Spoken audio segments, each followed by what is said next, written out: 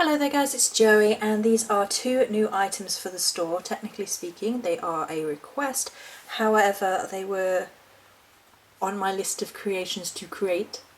So this is the Starry Pillar and the Spell Oil for the Sorceress of Avalon Morgause. Spell duo, I guess, although I probably will be putting them up on the store as individual items rather than together. Yes, I think so.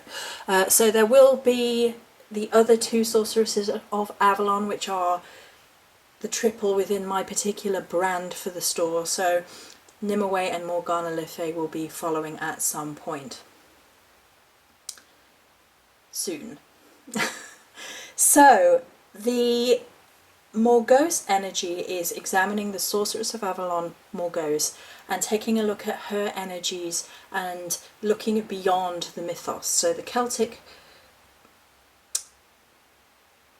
ideal of a female sorceress is presented here, and we examine the Arthurian myths and go beyond what is presented to us, because it's written in such a way that sort of patriarchy takes over, and we need to sort of pick apart the mythos and look rather at what is there and the female archetype and magic that we can work with in a positive fashion, rather than looking at what the Christianization myth says about the particular sorceress, which is overwhelmingly negative, of course. And so Morgause in particular is seen as a seductress, her sexuality is demonized, and her lust for power is demonized as well.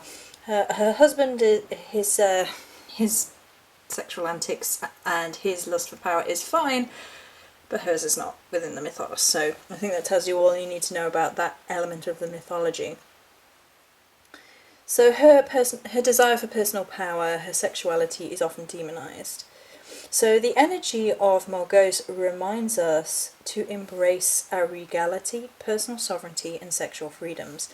She reminds us not to be ashamed of our wild natures and to use our intellect, sensuality and even our wiles when necessary, questioning the double standards of sexuality, as well as looking within the lust magics of one and to better oneself. She reminds us that magic is ecstasy, and that really is the overwhelming message of Morgause.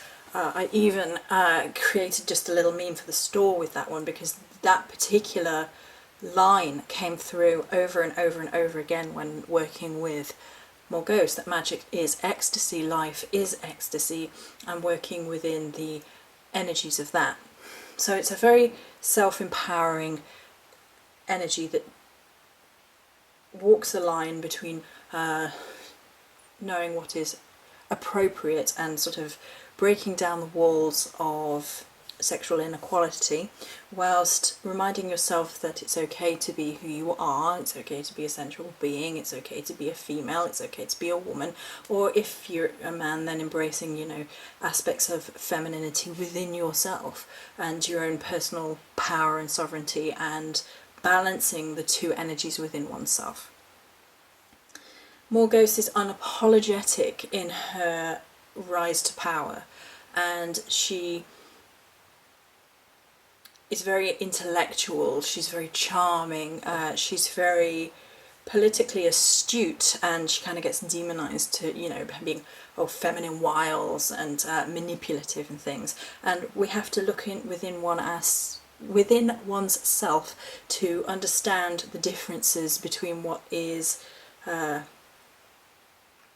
furthering our own journey, embracing our own sensuality, embracing our own sexuality, versus what is sort of manipulation, and really embracing who we are as a whole, embracing our personal sovereignty, not being put down, not allowing ourselves to be damaged or put off the path that we have chosen to walk, our personal sovereign path, by the critical nastiness of others.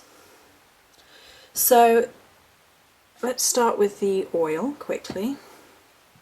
Give it a little shake so you can best see.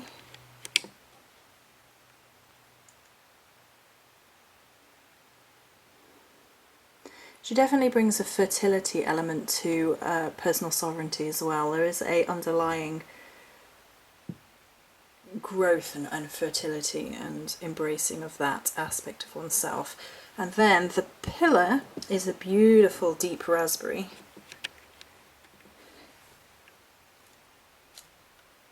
There we go, with the lavender shimmer on top. In keeping with the colour theme from the votives. So that's it for this particular video. There will be the pillar and spell oil for Nimue and Morgana Le Fay at a later date. Many blessings.